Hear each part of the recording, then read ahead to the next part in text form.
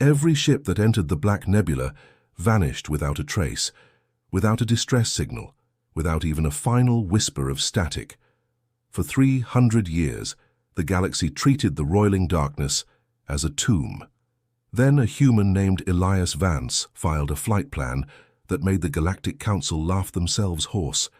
He marked his destination as the one place no living pilot had ever dared to chart. He planned to fly straight through the heart of the nightmare. The loss of the Corsair's dream had been the first. Back when the Galactic Union still believed in exploration without fear, the luxury liner had veered 3 degrees off course to avoid a solar flare. Its last transmission was a single word. Not a scream, not a prayer. Just the ship's ID code, repeated twice, growing slower and deeper until the audio stretched into something that sounded almost like a growl. The rescue fleet found nothing. No debris, no escape pods, not even a heat signature.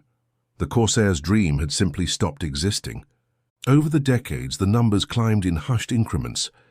A military frigate chasing a pirate vessel, a science vessel chasing a neutrino anomaly, a smuggler's freighter trying to shave off 2 days of travel time, 212 by the time the Union formally classified the Black Nebula as an exclusion zone. 50 more before the first recorded attempt to map its boundaries ended with the survey ship's final telemetry showing its crew panicking over gravitational readings that should have been impossible. The last frame of their data stream showed an officer staring at his console as the numbers melted into symbols no known species had ever written. The official count stopped at 312. Not because no more ships had been lost, but because the Union's Bureau of Cosmic Hazards realized that every new disappearance only deepened the terror. They sealed the records, posted warning beacons across a 200-light-year perimeter, and instructed all civilized species to treat the nebula as they would a black hole. You did not approach it. You did not study it. You did not even look at it too long, because some of the older navigators swore they could feel it looking back. Admiral Voss of the Thalian Sovereignty had commanded the last official observation post near the nebula's edge. He was a patient creature, built from thick cartilage and slow-burning neural fibers that made his species famous for strategic thinking. After 15 years of watching the roiling blackness from a safe distance, he had concluded that the nebula was not malicious. It was simply a flaw in the universe, a tear in reality where physics forgot how to behave. The ships that entered it did not die. They were simply erased, their atoms scattered across dimensions that had no use for conscious thought. He believed this with the same certainty that he believed in gravity and radiation burns, until the human arrived. The message came through the emergency diplomatic channel, which meant Admiral Voss was required to watch it personally. The human on the screen had the kind of face that looked like it had been put through a survival scenario before breakfast. Lean, angular, with eyes that didn't quite blink enough. His uniform identified him as Captain Elias Vance, contracted courier for the Interstellar Cargo Alliance. His ship was listed as the Last Stand, a battered medium hauler with aftermarket thrusters, and a hull that had been patched so many times it looked like quilted armor. "Admiral Voss," the human said without preamble, "I'm carrying a delivery for the Karathi border colonies, a batch of terraforming stabilizers that will keep 500,000 people from suffocating when their atmospheric processes fail in 72 hours. The fastest safe route takes 68 hours. That gives me a 4-hour window for mechanical failure, pirate interdiction, or bureaucratic delays. I don't like those odds." Voss's neural fibers tightened. He already knew where this was going, but he forced himself to ask anyway. "What route are you proposing, Captain?" "The nebula cuts 6,000 light-years off the journey," Vance said. "If I go straight through, I make the delivery in 40 hours, give or take." The Admiral's adjutant, a young Thalian named Silix who had never met a human before, made a sound like wet paper tearing. Voss raised a hand to silence her. "Captain, I'm going to assume you have not been properly briefed on the Black Nebula's history. 312 vessels have entered that region. None have returned.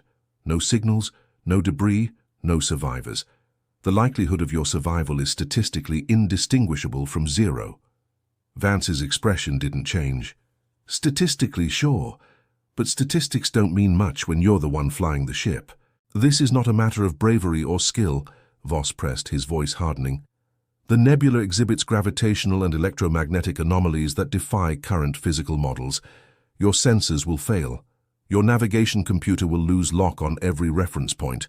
You will be flying blind into a volume of space where the laws of reality become suggestions. My sensors have fail-safes, Vance replied. My navigation computer has redundancy protocols, and my ship has something none of those 312 vessels had. Voss waited. The human leaned closer to the camera, and for the first time the Admiral saw something in those pale eyes that made his ancient evolutionary instincts murmur warnings. It wasn't aggression. It wasn't recklessness. It was something far more unsettling. It was curiosity. I've spent the last 6 months studying every scrap of data from every ship that went near that nebula, Vance said. Not the official reports, the raw telemetry, the stuff the Union buried because it made their experts look incompetent. The gravitational anomalies follow a pattern. The signal distortions mirror known encryption harmonics. Whatever is inside that cloud isn't random chaos. It's a system, and systems can be understood. Silix finally found her voice. You're insane. The nebula is a death zone. Even approaching it causes instrument failure and psychological distress. The captains of those lost ships were not fools. They were the best pilots their species had produced. Vance shrugged. Then their best wasn't good enough. He cut the transmission before Voss could respond. The Admiral sat in silence for a long moment, his neural fibers processing the conversation through layers of disbelief and something else. Something that felt like the first stirrings of genuine fear. Not for himself, for the human. Because if Vance was wrong, he would become number 313, another name added to a list that no one read anymore. But if he was right, then the Black Nebula was not a tomb, it was a door, and humanity had just decided to turn the handle. The last stand dropped out of warp at the nebula's perimeter 12 hours later. Admiral Voss watched from his observation post, his sensors trained on the tiny speck of metal that had just committed itself to a course that every other pilot in the galaxy would have fled. The nebula sprawled across the viewport like a wound in space, a bruise of black and deep violet that seemed to drink the starlight around it. Even at this distance, Voss could feel the wrongness of it, a pressure against his consciousness that made his thoughts feel sluggish and thin. Vance's voice came through the comm channel, clear and calm. Last stand to observation post. I'm reading you at 5x5. Beginning final approach now. Captain Vance, Voss said, his voice carrying a weight he hadn't intended. The Union will not authorize this incursion. If you proceed, you do so without any expectation of rescue or recovery. Your contract will be voided. Your license will be revoked. Noted, Vance said. But here's the thing, Admiral. 500,000 people are going to die if I don't make this delivery on time. The Union can revoke my license all it wants. It can't revoke my conscience. The last stand fired its maneuvering thrusters and began its final descent toward the nebula's edge. Voss watched the telemetry as the ship's sensors began to register the first anomalies. Gravitational fluctuations that should have torn a vessel of that size apart. Electromagnetic interference that spiked and dropped in patterns that almost looked deliberate. The ship's hull temperature spiked, then plummeted, then spiked again, cycling through extremes that would have cracked lesser alloys. Reading some interesting data here, Vance murmured, more to himself than to Voss. The gravitational shear is oscillating at a frequency that matches the ship's structural resonance. If I was flying a standard freighter, those harmonics would shake me apart in about 90 seconds. But the last stand has a custom damping system, built it myself. Voss watched the telemetry shift as Vance adjusted something on his console. The gravitational oscillations began to smooth out, the spikes rounding into gentler curves. The electromagnetic interference dropped from deafening static to a manageable hiss. The hull temperature stabilized at something just above uncomfortable. You modified your ship specifically for this, Voss said. It wasn't a question. I modified my ship to handle the unexpected, Vance replied. The fact that it happens to handle the Black Nebula's particular brand of unexpected is just good engineering. The last stand crossed the nebula's boundary. Voss's sensors lost visual contact instantly. the roiling darkness swallowing the ship like a tongue pulling a fly into a mouth. But the telemetry feed remained open, a thin thread of data stretching from the human ship to the observation post. Voss watched the numbers scroll past, his neural fibers firing faster than they had in decades. The first thing to go was the ship's orientation sensors. The telemetry showed the last stand rotating along axes that shouldn't exist, spinning through dimensions that had no names. Vance's voice remained calm, almost bored. Gyros are confused. Switching to backup inertial reference, that's holding steady, for now. The second thing to go was the ship's chronometer. The clock began to stutter, jumping forward and backward in erratic bursts. One reading showed that the last stand had been inside the nebula for 3 minutes. The next showed 17 hours. The next showed negative 12 seconds. Time dilation effects are unusual, Vance said, not following relativistic models. More like the nebula is treating time as a suggestion rather than a law. I'm locking the ship's internal clock to my heart rate.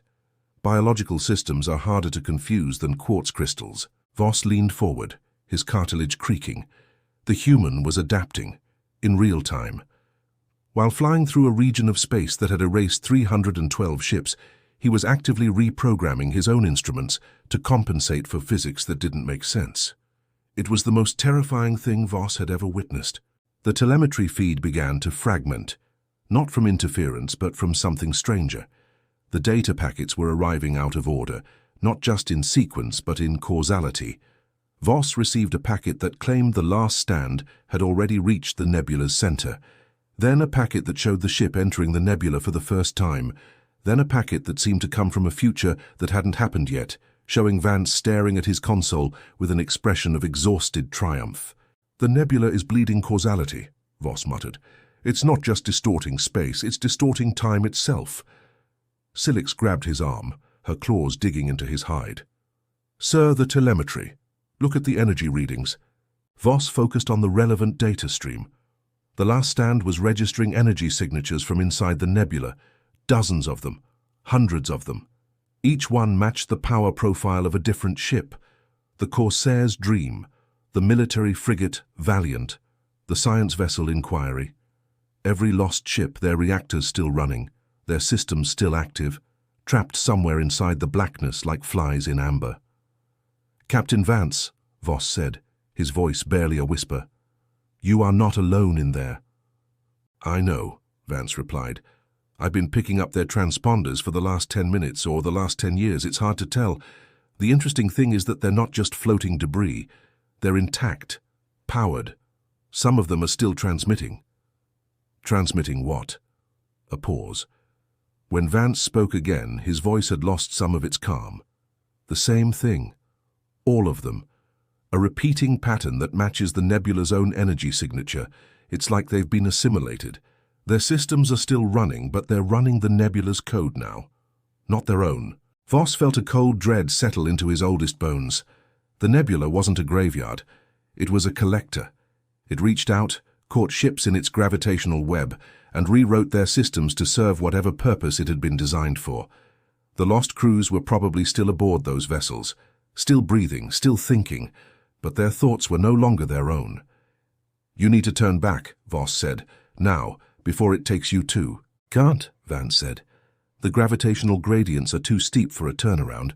My only way out is forward, but that's fine, because I'm starting to see the pattern." The telemetry feed flickered, and for a single frame Voss saw something that made his neural fibers freeze.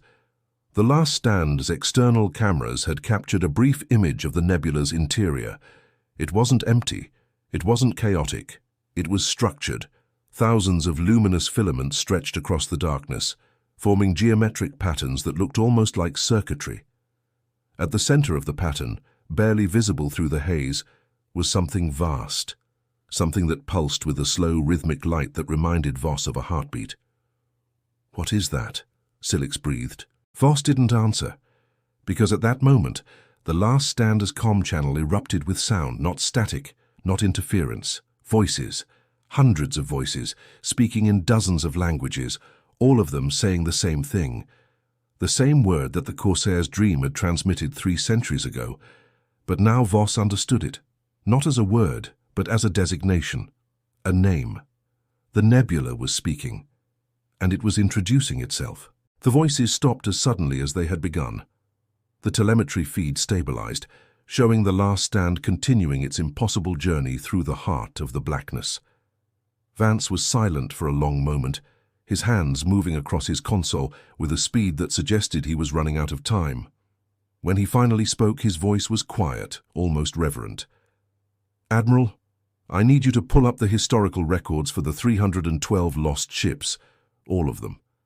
Look at their approach vectors, their entry points, their final known positions." Voss gestured to Silix, who began pulling the files with trembling hands.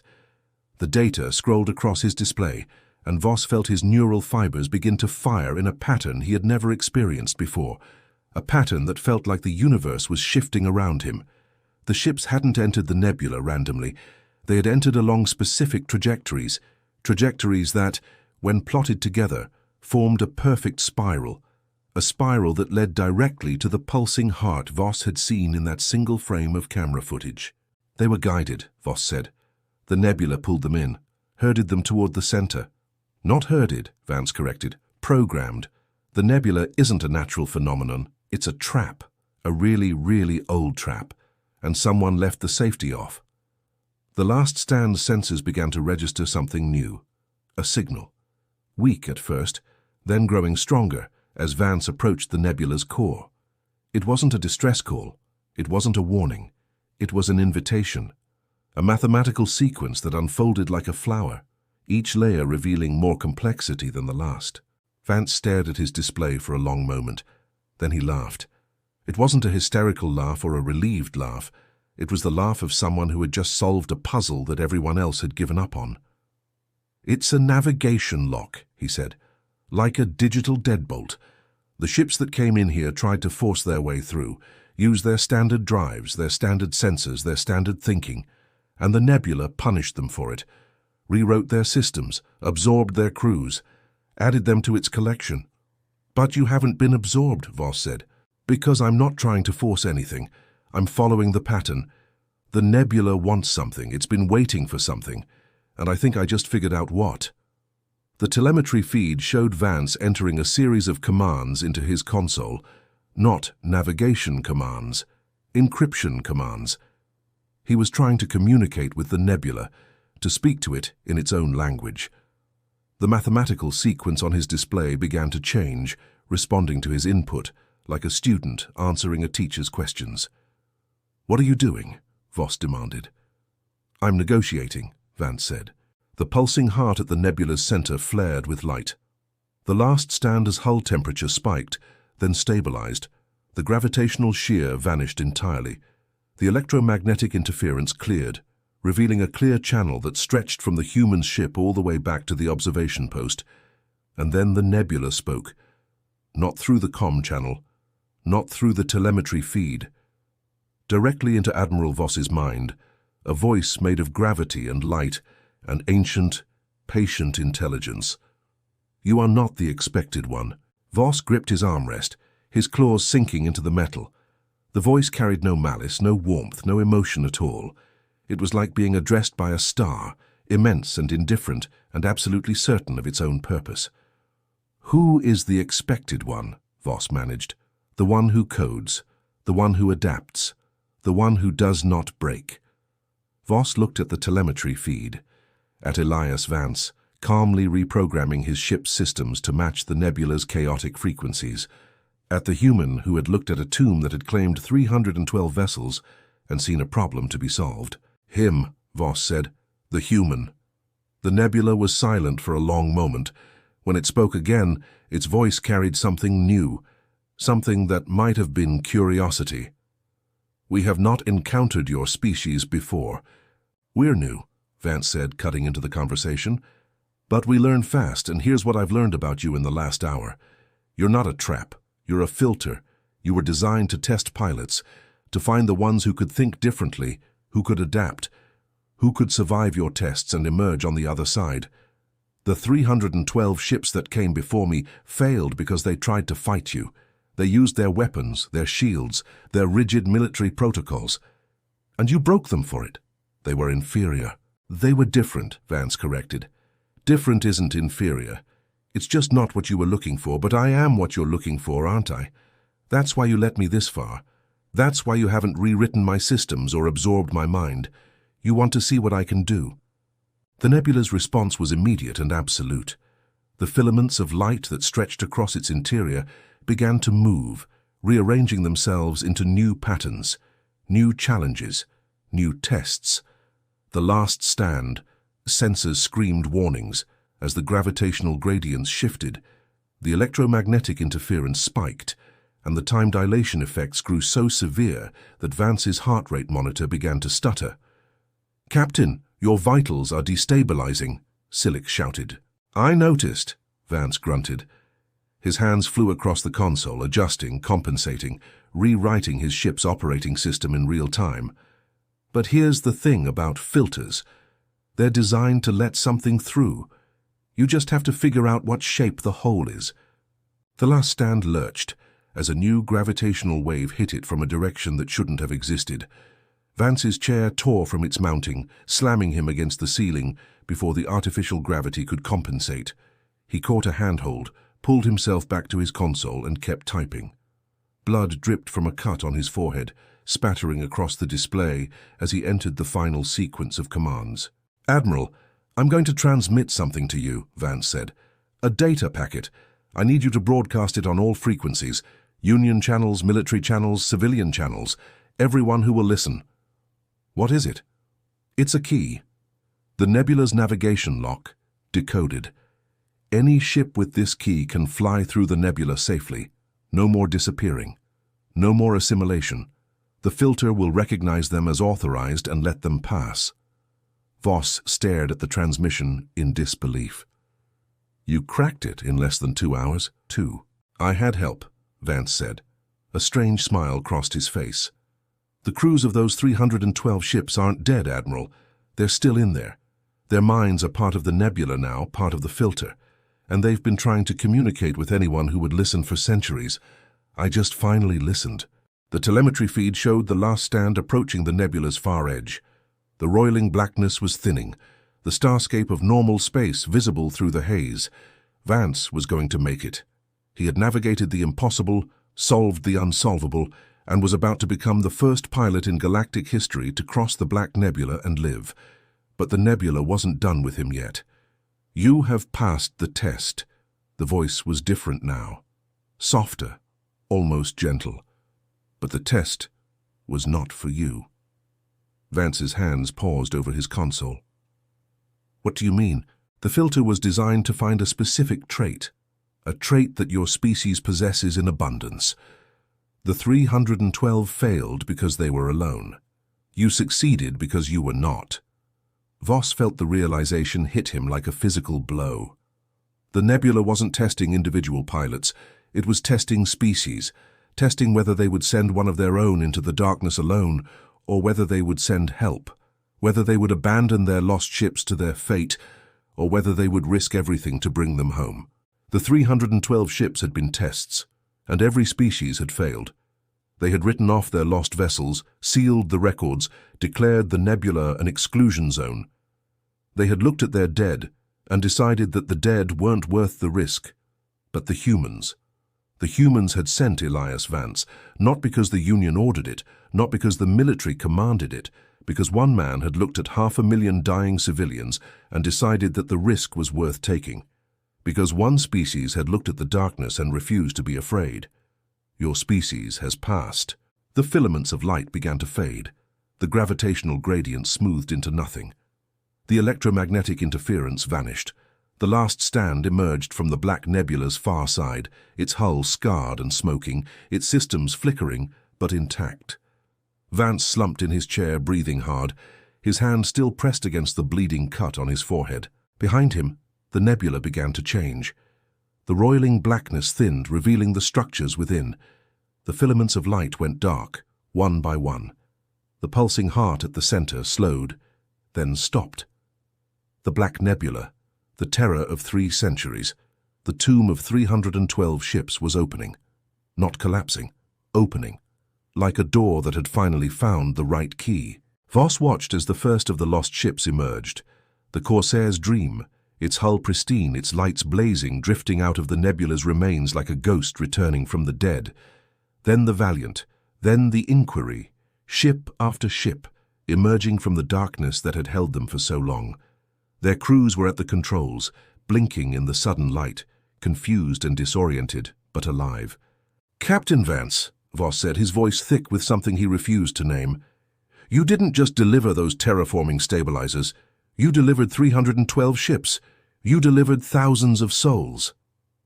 Vance's voice came through the comm, tired but satisfied. "Like I said, systems can be understood, and humans?" He paused, and Voss could hear the grin in his voice even if he couldn't see it. "Humans are really good at understanding systems, especially the ones that are trying to kill us." The last stand continued its journey toward the Kirathi border colonies, its engines burning bright against the darkness of space. Behind it, the black nebula faded into memory, its purpose fulfilled, its long vigil finally ended. And across the galaxy, every species that had ever written off the nebula as a death zone received the same transmission, the same data packet, the same key, accompanied by a simple message from Admiral Voss of the Thalaean sovereignty. 3 words that changed everything the galaxy thought it knew about humanity. They went through.